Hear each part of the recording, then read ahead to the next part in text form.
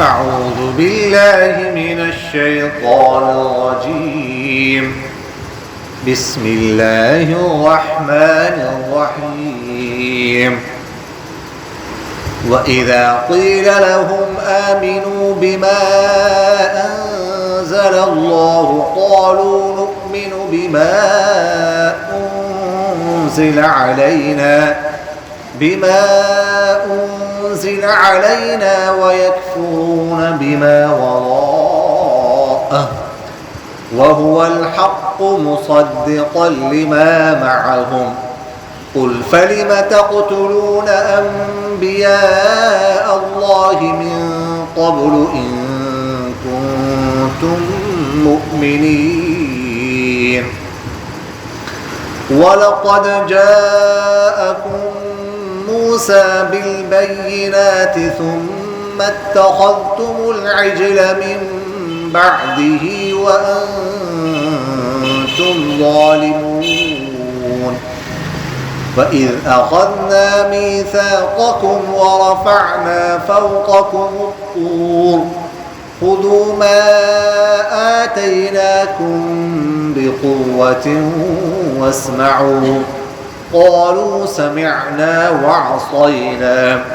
وأشربوا في قلوبهم العجل بكفرهم قل بئس ما يأمركم به إيمانكم إن كنتم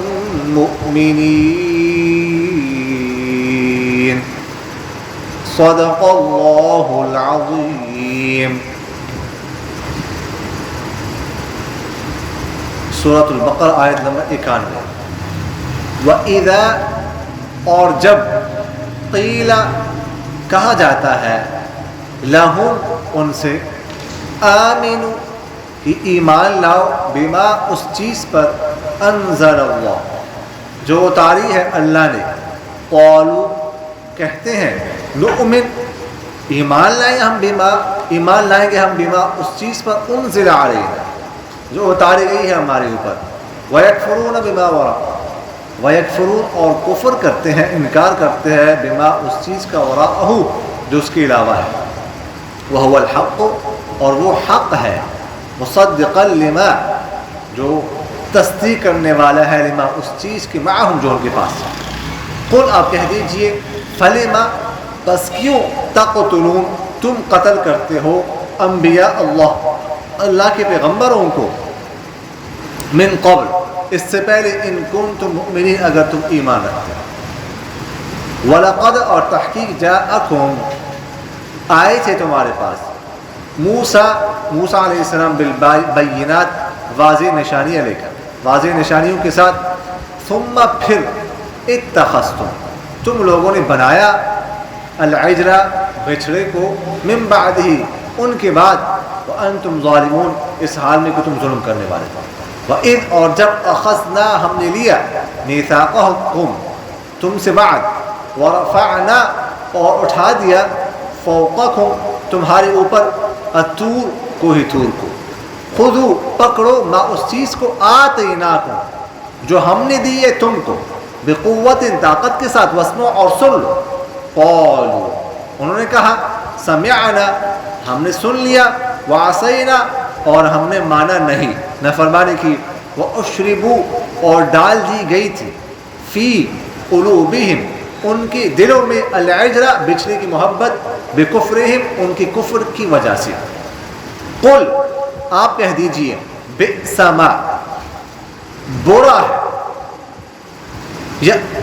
ہے یا بری ہے وہ چیز یأمرکم بہ ایمانکم کہ امر کرتا ہے بھی جس چیز کے ساتھ ایمانکم تمہارا ایمان ان کنتم مؤمنین اگر تم ایمان رکھنے والے ہو یقین رکھنے والے ہو.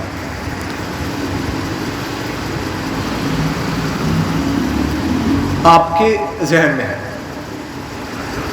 کہ گزشتہ آیات سے تسلسل کے ساتھ یہودیوں کی برائیوں کا یہودیوں کی عیوب کا ذکر چلا آ رہا ہے. وہی تسلسل اب بھی ہے، اسی تسلسل کو جاری رکھتے ہوئے اللہ تعالیٰ یہاں پر بھی کچھ ان کے عیوب، کچھ ان کی نافرمانیوں اور کچھ ان کی برائیوں کا ذکر فرما رہے ہیں۔ تو فرماتے ہیں وَإِذَا قِيلَ لَهُمْ، اور جب کہا جاتا ہے ان سے، کہنے والے کون ہیں؟ صحابہ ہیں۔ کہتے کس کو ہے؟ یہودیوں کو۔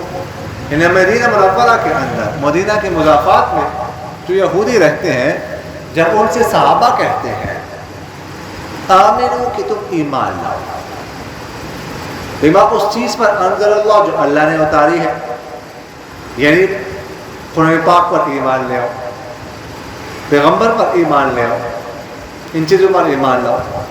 قالوا، تو وہ کہتے ہیں نؤمن کہ ہم تو ایمان لائیں گے بما انزل علینا اس چیز پر جو ہم پر اتاری گئی ہے، یعنی ہم تو صرف تورات کو مانتے ہیں، تورات پر ایمان لائیں گے اور صرف موسیٰ علیہ السلام کو پیغمبر تسلیم کریں گے، اس کے علاوہ ہم کسی اور کتاب کو نہیں مانتے۔ اچھا یہاں پر کہے جو ہم پر اتاری گئی ہے، حالانکہ تورات تو صرف موسیٰ علیہ السلام پر اتاری گئی تھی، تمام بنی اسرائیل پر تو نہیں اتاری گئی تھی یہودیوں پر، لیکن انہوں نے اپنی طرف نسبت کی کہ جو چیز بڑوں پر اتاری جاتی ہے تو اس کو انسان اپنا سمجھتا ہے، تو اس لیے مدینہ منورہ کے یہودیوں نے یہ کہا کہ ہم تو صرف تورات کو مانیں گے جو ہمارے لیے اتاری گئی تھی، اگرچہ موسیٰ علیہ السلام پر اتاری گئی تھی لیکن گویا کہ ہم پر اس کا اتارنا ہوا۔ وَيَكْفُرُونَ بِمَا وَرَاءَهُ، اور اللہ تعالیٰ فرماتے ہیں کہ وہ انکار کرتے ہیں اس کے علاوہ ہر چیز کا۔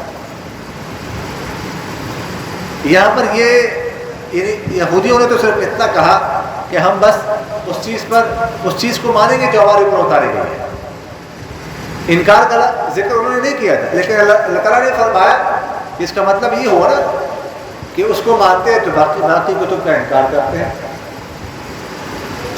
ٹھیک ہے، ایک عام سوال ہو اس کا خاص جواب دیا جائے تو اس کا مطلب انکار ہی ہوتا ہے، عموم کا انکار ہوتا ہے۔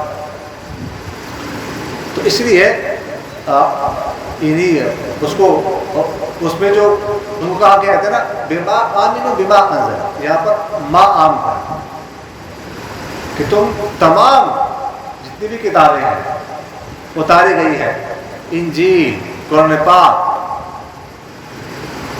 تورات سمیت سب پر ایمان لیا، تو ان کو مطلق آگے انہوں نے خاص کر دیا نہیں، ہم تو صرف کیا کریں گے تورات پر ایمان لائیں گے، تو باقی کتابوں کا انکار ہوگا۔ تو یہاں سے آگے اللہ تعالیٰ اس کا جواب دے رہے ہیں، دو طرح کا جواب دیا ہے، ایک پہلا تحقیقی جواب ہے، دوسرا الزامی جواب ہے۔ تحقیقی جواب تو آپ جانتے ہیں کس چیز کو ثابت کرنے کے لیے دلیل وغیرہ پیش کی جائے، ٹھیک ہے، اس کو تحقیقی جواب کہا جاتا ہے۔ ایک ہوتا ہے الزامی جواب، یعنی الزامی جواب کا مطلب یہ ہوتا ہے کہ جو آپ کا مخاطب ہے جس سے آپ گفتگو کر رہے ہیں، اگر کوئی ایسی بات وہ کر دیتا ہے، کہہ دیتا ہے، تو اس کو آپ ایسا جواب دیں کہ وہ اپنا اس کا مدعا ہے، جو اپنی بات ہے اس میں اس کو جواب دے دیں کہ تمہارے ہاں بھی تو یہ ہے، تمہارا جو یہ دعویٰ ہے یہ تمہاری اس بات کے خلاف ہے،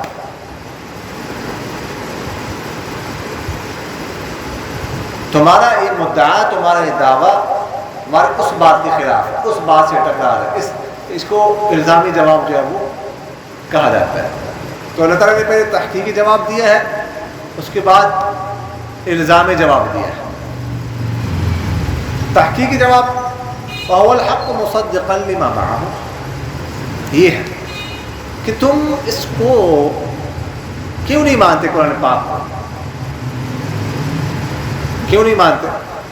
دو طرح اس کا جواب دیا، ایک وَهُوَ الْحَقُّ، دیکھیے گا قرآن پاک حق ہے اور حق کو تو ماننا چاہیے، حق کا انکار تو نہیں کرنا چاہیے، انکار تم اس کا کر نہیں سکتے، تو حق بات جو بھی ہو اس کو تسلیم کرنا۔ اگر کوئی حق کو تسلیم نہیں کرتا یا سارا تسلیم نہیں کرتا تو وہ باطل پر ہے، حق کے ایک حصے کا بھی انکار کرنا باطل کا اعتراف کرنا ہے، باطل کو تسلیم کرنا ہے۔ اور دوسرا مصدقا لما معه، یہ پہلے بھی جواب گزر چکا ہے کہ دیکھیے گا قرآن پاک تو پہلی کتابوں کا انکار نہیں کرتا، قرآن پاک تو ان کی تصدیق کرتا ہے۔ قرآن پاک تو کہتا ہے تورات اتاری گئی تھی اللہ کی طرف سے، موسیٰ علیہ السلام پر اتاری گئی تھی، برحق تھی، اپنے زمانے میں برحق تھی۔ انجیل اتاری گئی تھی عیسیٰ علیہ السلام پر، اپنے زمانے میں برحق تھی، لیکن اب قرآن پاک نے اس کو منسوخ کر دیا۔ قرآن پاک صرف منسوخ کا کہتا ہے کہ وہ منسوخ ہو چکی ہے، لیکن قرآن پاک یہ تو نہیں کہتا کہ تورات تھی ہی نہیں، انجیل تھی ہی نہیں، یعنی نعوذ باللہ تورات جو اللہ کی طرف سے اتاری گئی تھی وہ غلط تھی، انجیل غلط تھی، یہ تو قرآن پاک نہیں کہتا۔ ایسا کہتا ہے کہ منسوخ ہو چکی ہے، اس میں کوئی حرج کی بات نہیں، پہلے میں عرض کر چکا ہوں کہ دیکھیے گا آپ ایک ڈاکٹر کے پاس جاتے ہیں، سردی کے موسم میں جاتے ہیں، آپ کو ایک بیماری ہے وہ آپ کو کوئی اور میڈیسن تجویز کر کے دے گا، گرمی کے موسم میں جاتے ہیں وہی بیماری ہے، ہو سکتا ہے کوئی اور میڈیسن تجویز کر کے دے، تو اس کو یہ نہیں کہا جاتا کہ ڈاکٹر پاگل ہے، ڈاکٹر نے تشخیص کی نہیں، یہ جو اس طرح کرتا ہے اس کا مطلب ہے ڈاکٹر ماہر ہے، اس نے تشخیص اچھی کی ہے، معائنہ اچھا کیا ہے، وقت کے ساتھ ضرورت۔ ایک شخص جاتا ہے اس کو ایک میڈیسن لے کے دیتا ہے، وہی بیماری کو دوسرا شخص لے کر جاتا ہے اس کو اور میڈیسن لے کے دیتا ہے، تو یہ ڈاکٹر کی اچھائی معلوم ہو، تو خوبی کی بات ہے کہ یہ نہیں ہے کہ بس جو بھی جائے اس کو پیناڈول کا پتہ لے کے دے، جو بھی جائے اس کو لکھ کے دے، تو یہ تو ڈاکٹر کی خوبی نہیں ہے۔ تو اسی طرح وہ برحق تھی وہ کتابیں، اس کا انکار نہیں ہے، لیکن قرآن پاک نے اس کو منسوخ کر دیا۔ تو یہ جو ہے نا یہ پہلا جواب تحقیق ہے، اور دوسرا جواب جو ہے وہ الزامی دیا ہے۔ تو الزامی جواب پھر آخری مختلف شقوں میں دیا ہے۔ پہلے شق فرمایا قل فلم تقتلون انبیاء اللہ من قبل ان کنتم مؤمنین، یہ الزامی جواب ہے۔ انہوں نے کیا کہا؟ نؤمن بما انزل علینا، کہ ہم تو ایمان لائیں گے اس چیز پر، اس کتاب پر جو ہم پر اتاری گئی ہے، یہ ہم تو اپنی کتاب کو مانتے ہیں، کسی اور کتاب کو ہم تسلیم کرنے کے لیے تیار نہیں ہے، یا بالفاظ دیگر ہم نہیں مانتے۔ تو اللہ تعالیٰ نے الزامی جواب دیا کہ تمہارا جو یہ دعویٰ ہے نا کہ ہم اپنی کتاب کو مانتے ہیں، تورات پر ہمارا ایمان ہے، یہ بھی غلط ہے، تورات پر بھی تمہارا ایمان نہیں ہے۔ وہ کیسے؟ وہ دیکھیے گا کہ تم انبیاء کو قتل کر، یہ فلم تقتلون یہ ہے مضارع کا صیغہ، پریزنٹ کا ہے، لیکن اصل پاسٹ کے معنی میں کہ تم قتل کرتے رہے ہو انبیاء کو، زکریا علیہ السلام کو، یحییٰ علیہ السلام کو، پہلے ہم عرض کر چکے ہیں، تم نے یعنی تمہارے آباء و اجداد نے انبیاء کو قتل کیا ہے، تو تم نے قتل کیا، تمہارے آباء و اجداد کی تم ہر بات مانتے ہو تو یہ بھی معلوم، تو ان کو تم قتل کرتے رہے، اور تم یہاں پر یہ بھی کہتے ہو کہ تورات پر ہمارا ایمان ہے، تو یہ بتاؤ تورات میں کہاں لکھے ہوئے انبیاء کو قتل کرو؟ تورات میں کہاں پر لکھے ہوئے تم انبیاء کو قتل کرو؟ انبیاء کو تم قتل کرتے رہے، تو اس کا مطلب ہے کہ تمہارا تورات پر بھی ایمان نہیں ہے۔ یہ جو ہے نا پہلا الزامی جواب ہو گیا۔ دوسرا وَلَقَدْ جَاءَكُم مُوسَىٰ بِالْبَيِّنَاتِ، کہ تحقیق موسیٰ علیہ السلام تو تمہارے پاس واضح نشانیاں لے کر آئے تھے، ثُمَّ اتَّخَذْتُمُ الْعِجْلَ مِن بَعْدِهِ وَأَنْتُمْ ظَالِمُونَ، پھر اس کے بعد تم نے بنا دیا بشری کو اپنا معبود، اس حال میں کہ تم ظلم کرنے والے تھے۔ یہ دوسرا الزامی جواب ہے کہ موسیٰ علیہ السلام تمہارے پاس واضح نشانیاں لے کر آئے۔ کیا نشانی تھی؟ جی لاٹھی پہنتے تھے اللہ کے حکم سے، اور لاٹھی سے اژدہا بن جاتا تھا، ہاتھ یہاں پر بغل میں ملاتے تھے، پھر نکالتے تھے باہر، وہ چمکنے لگ جاتا تھا، جیسے لائٹ ہوتی ہے۔ دریا عبور کیا، اللہ تعالیٰ نے عبور کرایا، اس کے بعد فرعون کو غرق کر دیا تم نے اپنی آنکھوں سے دیکھا، من و سلویٰ تم نے اپنی آنکھوں سے دیکھا، یہ سب کچھ تم نے اپنے آنکھوں سے دیکھا، لیکن اس کے باوجود تم نے کیا کیا؟ بچڑے کو اپنا معبود بنایا۔ یہ واقعہ 16 پارے میں تفصیل سے آئے گا، میں مختصراً یہاں پر عرض کر دیتا ہوں۔ جب دریا عبور کیا نا بنی اسرائیل نے، موسیٰ علیہ السلام کی قوم نے، پیچھے فرعون آیا، اپنے جگہ پر واقع آئے گا، تو اللہ تعالیٰ نے موسیٰ علیہ السلام کی قوم کے لیے، بنی اسرائیل کے لیے، سبتیوں کے لیے پانی روکا دریا، 12 راستے بن گئے، ہر قبیلہ گزرا، دریا عبور کیا، پانی سپیڈ سے آ رہا، فون رک گیا، اور پانی ادھر پانی ہے، رکو ہوا پانی، رکو ہوا، بریک لگے، یہ جا رہے خشک ہونے والے، بلکہ 12 قبیلوں کے لیے 12 راستے بن گئے۔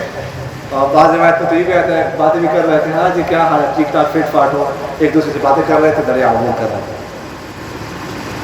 یہ ادھر پہنچے تو فرعون اور اس کا لشکر پیچھے سے پہنچ گیا، تو انہوں نے دیکھا ہے پانی تو خشک ہو چکا ہے، ویسے بھی کھڑا ہے، چلو انہوں نے دریا عبور کیا، ہم بھی کر لیتے ہیں، وہ بھی آ گیا۔ جب پورا لشکر ان کا آ گیا نا، اللہ تعالیٰ نے پانی کو حکم دیا، سیلاب، دیکھا حالیہ دنوں کیسا پانی تھا، آیا سب کو غرق کر دیا، فرعون کو غرق کیا، اور پھر غرق کرنے کے بعد اس کی لاش باہر پھینک، کیونکہ بنی اسرائیل اتنا ڈرے ہوئے تھے فرعون سے، اتنا ڈرے ہوئے تھے، اتنا خوف تھا، اتنا رعب تھا، کیونکہ دل میں یہ تھا کہ مر نہیں سکتے، مر سکتے ہی نہیں، یہ نہیں مرا، اللہ تعالیٰ نے لاش اس کی باہر پہن دی، کیا دیا، مر گیا کہ نہیں۔ خیر یہ تو اپنی جگہ پر تفصیل آئے گی 11ویں پارے میں اس کی۔ بنی اسرائیل نے دریا عبور کیا،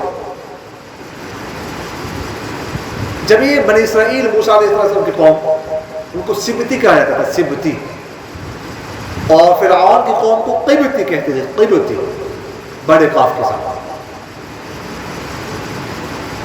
تو انہوں نے، بنی اسرائیل نے نکلنے سے پہلے، جب نکلنے لگے، ان کو بتایا نہیں تھا نا، انہوں نے کہا ہم جا رہے ہیں پروگرام، ان سے سونا لیا تھا، قبطیوں سے، فرعونیوں سے سونا، کہ واپس کر دیں، تو وہ تو غرق ہو گئے سارے فرعون، اب سونا ان کے پاس رہ گیا، سبتیوں کے پاس، بنی اسرائیل کے پاس۔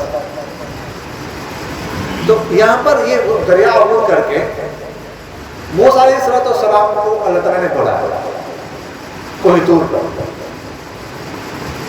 کتاب دینی ہے، تورات دینی۔ موسیٰ علیہ السلام سے انہوں نے مسئلہ پوچھا سبتی نے کہ ہمارے پاس جو سونا ہے فرعونیوں کا، اس کا کیا کرنا؟ اب وہ مر گئے، غرق ہو گئے سارے، تو یہ سونا ہمارے غنیمت بن گیا، کافروں کو ہمارے ان کے پاس۔ تو موسیٰ علیہ السلام نے فرمایا کہ یہ مال غنیمت تمہارے لیے حلال نہیں ہے، تم استعمال نہیں کر سکتے، اس کو پھینک دو جنگل۔ ہم سے پہلے شریعتوں میں نا مال غنیمت حلال نہیں تھا، یعنی کفار کی طرف سے جو مال ملتا تھا جنگ میں وہ حلال نہیں تھا، وہ استعمال نہیں کر سکتے تھے۔ وہ باشریتوں میں تو یہ حکم تھا کہ اس کو تم نے پھینکنا ہے پہاڑ پر، اور رات کو آگ آتی تھی، آگ، اگر آگ آ گئی اس نے اس مال کو جلا دیا تو اس کا مطلب یہ ہے کہ یہ جہاد تمہارا قبول ہو گیا۔ اگر آگ نہیں آئی، جلائے نہیں اس کے، تو اس کا مطلب ہے کہ اس جہاد میں کوئی خرابی تھی، کوئی نقصان تھا، کوئی کمی تھی، اس لیے قبول نہیں۔ تو اللہ نے ہم پر بڑا فضل فرمایا ہے اس امت پر کہ ایک تو ہمارے لیے مال غنیمت کو حلال قرار دے دیا، اور بلکہ صرف حلال نہیں قرار دیا اطیب المال کہا ہے، سب سے پاکیزہ مال، کیونکہ مال غنیمت جو ہے نا جب وہ کافر کے ہاتھ سے نکلتا ہے نا، کافر کے ہاتھ سے نکلتا ہے تو فوراً اللہ کے ہاتھ میں چلا جاتا ہے. ویسے بھی سب کچھ اللہ ہی کا ہے، لیکن اس کی نسبت خاص طور پر اللہ کی طرف ہو جاتی ہے. پھر جب مسلمانوں کے پاس آتا ہے تو ڈائریکٹ اللہ کی طرف سے آتا ہے. تو جو مال اللہ کی طرف سے آئے گا وہ سب سے زیادہ پاکیزہ ہوگا کہ نہیں ہوگا. تو اس لیے مال غنیمت کو اطیب المال کہا جاتا ہے کہ سب سے پاکیزہ مال. تو ایک تو ہم پر اللہ نے یہ فضل فرمایا کہ مال غنیمت کو ہمارے لیے حلال قرار دے دیا کہ جو مال تمہیں مل جائے کفار کی طرف سے جنگ میں اس کو تم استعمال کرو. اور دوسرا یہ کیا کہ ہمیں بدنامی سے بچایا کہ اس زمانے میں تو اگر آگ نہیں آئی، آگ نے جلایا نہیں مال غنیمت کو تو سب کی بدنامی ہو گئی کہ جہاد میں کوئی غور اوپر تھی، کوئی دنیاوی مفاد تھا، کوئی مال کی طرف مال مقصود تھا، کیا وجہ تھی. لیکن اللہ تعالیٰ نے ہمیں اس بدنامی سے محفوظ فرمایا، یہ بھی اللہ تعالیٰ نے ہمیں فضل فرمایا. تو موسیٰ علیہ السلام نے ان سے فرمایا کہ تم یہ سونا پھینک، اس کے تم استعمال نہیں کر سکتے. موسیٰ علیہ السلام کو طور پر چلے گئے. یہودیوں کا ایک قبیلہ تھا جس کو جو ہے نا وہ بنو سامرا کہا جاتا ہے. بنو سامرا اس کا ایک شخص تھا اس قبیلے کا، اس کا نام تھا موسیٰ بن ظفر. اس کا نام بھی موسیٰ تھا. ایک تو پیغمبر موسیٰ علیہ السلام ہے، ایک دوسرا شخص تھا موسیٰ بن ظفر اس کا نام تھا. اس نے کیا کیا کہ تفسیر آپ سورہ کے بارے میں آئے گی پھر کہ اس نے جو سونا پھینکا تھا نا بنی اسرائیل نے جنگل میں، وہ اٹھایا. اٹھانے کے بعد اس کو اس سے بچڑا بنایا، ڈھال کر اس سے بچڑا بنا دیا. اور دوسرا کام اس نے یہ کیا کہ جبرائیل علیہ السلام جب وہ فرعون غرق ہو رہا تھا اس کو اترے تھے، اس نے گھوڑے پر تھے جبرائیل علیہ السلام گھوڑے پر. اس نے دیکھا کہ جہاں پر وہ گھوڑا قدم رکھتے وہاں پر ہریالی پیدا ہو جاتی ہے.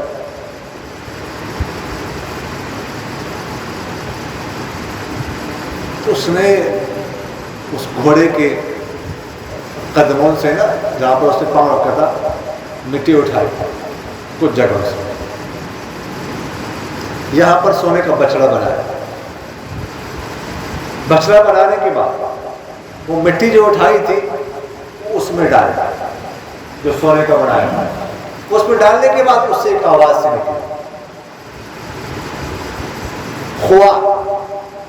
پاک میں اس کا لفظ استعمال گائے کی آواز کو کہا جاتا ہے. جیسے گائے ایک مخصوص قسم کی آواز نکالتی ہے، آپ میں سے کوئی نکال سکتا ہے گائے کی آواز کیسے؟ تو گائے کی آواز اس نے نکالنے شروع کر، نکلنے شروع ہو. اس نے لوگوں کو بلایا، ادھر کہا یہ ہے تمہارا رب، تمہارا معبود یہ ہے، اس کے اندر اس بچڑے کے اندر. اور موسیٰ علیہ السلام کہیں اور چلے گئے، وہ غلط راستے پہ گئے ہیں، وہ رب کو کہیں اور ڈھونڈ رہے ہیں، اصل رب تو یہ. اور وہ اب مٹی ڈالے، آواز نکالے، کہا واقعی یہی ہے رب. بچڑے کو انہوں نے اپنا معبود سمجھا. سب نے نہیں، کچھ اس کی عبادت کرنا. بڑے بیوقوف قوم تھی، بہت بیوقوف قسم کے لوگ تھے. اتنا کچھ اپنے آنکھوں سے دیکھا، دریا کا پانی رک گیا، تم نے عبور کیا، فرعون غرق ہو گیا، اس کے لیے پانی نہیں رکھا، تمہارے لیے رکھا، اور فرعون کی لاش تم نے اپنے آنکھوں سے دیکھی. یہ موسیٰ علیہ السلام کا معجزہ تھا نا. اتنا بڑا معجزہ دیکھنے کے بعد بھی پھر تم نے پھر مخلوق کی عبادت شروع کر دی، پھر اللہ کو چھوڑ دیا اتنی جلدی، اتنی جلدی. لیکن بہرحال جب عقل پر پردہ آ جائے، عقل پر پردہ آ جائے تو بس پھر کوئی چیز انسان کو نظر نہیں آتی. تو اللہ تعالیٰ فرماتے ہیں، باقی تفصیل جو ہے آگے انشاءاللہ اس میں ذکر کریں گے. اللہ تعالیٰ فرماتے ہیں اس کے بعد تم نے بچنے کی عبادت شروع کر دی. اور انہوں نے خود کہا تھا کہ ہمارے لیے کوئی شریعت ہونی چاہیے، کتاب ہونی چاہیے. موسیٰ علیہ السلام نے اللہ سے دعا کی، اللہ تعالیٰ نے کہا آ جاؤ کوہ طور پر، میں تمہیں کتابیں دیتا ہوں، آئین قانون دیتا ہوں. ادھر چلے گئے، ادھر اس کی عبادت شروع کر. اچھا جی، اگلی آیت وَإِذَا أَخَذْنَا مِيثَاقَكُمْ وَرَفَعْنَا فَوْقَكُمُ الطُّورَ، اور جب ہم نے تم سے وعدہ لیا اور کوہ طور کی تمہارے اوپر اٹھا دیا، طور پہاڑی کو. پہلے بھی بات ہو چکی ہے کہ انہوں نے خود موسیٰ علیہ السلام سے مطالبہ کیا کتاب دے. اللہ تعالیٰ نے کتاب دی، مطالبہ خود کیا. انہوں نے کہا یہ کتاب میں ہی تورات تو بڑی مشکل ہے یار، اس میں تو یہ ہے، یہ کرو تو وہ کرو، اس پر عمل کرو، اس پر، یہ تو ہم سے نہیں ہو سکتا. حالانکہ کوئی مشکل نہیں تھی، کوئی مشکل بات اس میں نہیں تھی، لیکن یہ آج ہی نہیں تھے، کوئی مشکل نہیں تھا. اب ایک شخص 5 وقت کی نماز پڑھتا ہے، تہجد پڑھتا ہے، اشراق پڑھتا ہے، چاش کی نماز پڑھتا ہے، اس کے لیے نماز پڑھنا کوئی مشکل نہیں، اس کے لیے نماز چھوڑنا مشکل ہے. کوئی نمازی بندہ ہو، آپ اسے 1 وقت کی نماز چھوڑوا کے دکھا دیں، چھوڑوائے نا، چھوڑوا کے دکھا دیں، چھوڑنا مشکل ہے. لیکن وہ شخص نماز نہیں پڑھتا بالکل، اس کے لیے تو ایک سجدہ مشکل ہے. دن میں 5 نمازیں، دن میں 5 نمازیں. یہ تو پرانی بات ہے، ہم ایک شاپ پہ گئے ہوتے تھے فیصل آباد میں، بہت پرانی بات ہے. کچھ چیز خریدنی تھی، مغرب کی نماز کا وقت ہو، تو انہوں نے سے کہا نماز پڑھنی ہے، چھوڑ. انہوں نے کہا صبر کرو، بس صبر کرو، دیتے آپ تو کچھ دیر لگے. لیکن نہیں، وہ تو نماز کا وقت نکل جائے گا، آپ نے نماز پڑھ لی. کوئی بات نہیں، اگر ایک نماز رہے تو کیا ہوا، ہم تو پڑھتے ہی نہیں. استغفر،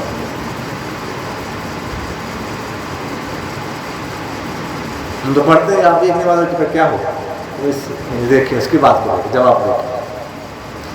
تو تورات کوئی مشکل نہیں تھی، لیکن انہوں نے آزاد زندگی گزاری تھی، یہ مشکل لگی. انہوں نے کیا کیا کہ اپنی مرضی کے احکام لے لیے. ٹھیک ہے، جو مرضی کے احکام ہے، آسانی جس میں ہے وہ تو ہم لے لیتے ہیں، لیکن جس میں مشکل ہو ان کو چھوڑ دو. تو اللہ تعالیٰ نے طور پہاڑی ان کے سروں پہ رکھا، یہ پورا پہاڑ ان کے سروں پہ آ گیا، چھت ہمارے سروں پہ. اللہ تعالیٰ نے مانتے کہ نہیں مانتے. پہلے تو انہوں نے کہا سمعنا وعصینا، ہم نے سن لیا اور ماننا نہیں. وہ پیچھے آپ لوگ جو ہے نا وہ پڑھ چکے، سمعنا واطعنا، یہ گرا دو، یہ گرے گا نا تو پھر تمہیں مزہ آئے گا. تو اس کے بعد جو ہے وہ گویا کہ زبردستی نے سننا ہے. لیکن یہ اس کے خلاف نہیں ہے. قرآن پاک میں اللہ تعالیٰ فرماتے لا اکراہ فی الدین، دین میں کوئی زبردستی نہیں ہے. فمن شاء فلیؤمن ومن شاء فلیکفر، جو چاہے ایمان لے، جو چاہے انکار کرے، کفر اختیار کرے. ایمان لانا اختیار سے، کسی پر زبردستی نہیں کر سکتے آپ، کسی کو مجبور نہیں کر سکتے کہ تم ایمان لے. اور ایسے ایمان کا اعتبار بھی نہیں. البتہ انہوں نے خود مطالبہ کیا، خود کتاب مانگی، خود کا آپ اس پر عمل کریں گے. اس کے بعد جب کتاب اتاری گئی تو پھر انکار کر دیے، بغاوت تھی ان کی طرف سے. تو اس لیے جو ہے نا ان پر پہاڑ لا کھڑا کر دیا. اور اللہ تعالیٰ فرماتے وَشْرِبُوا فِي قُلُوبِهِمُ الْعِجْلَ بِكُفْرِهِمْ کہ ان کے دلوں میں بچڑے کی عبادت ڈال دی گئی تھی ان کے کفر کی وجہ سے. یعنی اب بچڑا کچھ دن ہو گئے اس کو بنایا ہے, اس میں سے آواز آنی شروع ہو گئی, کچھ دنوں میں ہی اس کے عاشق ہو گئے, اس کی محبت پیدا ہو گئی. اللہ جس نے سب کچھ دکھایا اس کو چھوڑ دو, اللہ کی محبت نکل گئی. تو اللہ فرماتے ہیں کہ بچنے کی محبت ان کے دلوں میں ڈال دی گئی, یعنی بس کہا کہ سب کچھ یہی ہے, لا حول ولا قوة. تو اللہ نے فرمایا قل بئس ما یأمرکم بہ ایمانکم ان کنتم, یہ تمہارا ایمان جس چیز کا تمہیں حکم کرتا ہے نا بہت بری چیز ہے. یہ کیسا ایمان ہے تمہارا؟ تم کہتے ہیں تورات پر ہمارا ایمان ہے, تو تورات تم یہ کہتے کہ تم بچڑے کی عبادت کرو, مخلوق کی عبادت کرو, اللہ کو چھوڑ دو. یہ تمہارا کیسے ایمان ہے؟ یہ صرف ایمان کا دعویٰ ہے, ایمان نہیں ہے. اس کے دل میں کس چیز کا ایمان؟ ایمان تو نام ہے اعتقاد کا, ایمان تو نام ہے یقین کا. تو اتنے جلدی تمہارا ایمان اللہ پر ختم ہو گیا بچڑے پر آ گیا کہ تم بچڑے کی عبادت تم نے شروع کر دی, تو یہ ایمان نہیں ہے, یہ صرف ایمان کا دعویٰ ہے.